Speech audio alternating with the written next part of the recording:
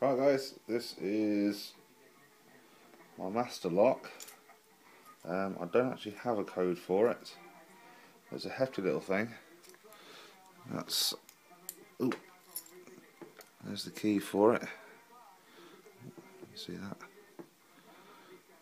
It's quite up and down. It's got the cover cap on it. Weatherproofing. I'll give it a go.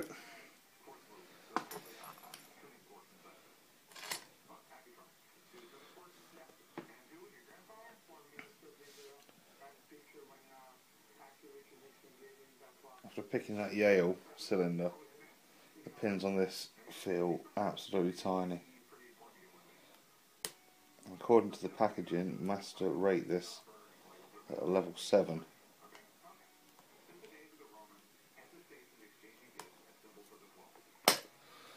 I beg to differ.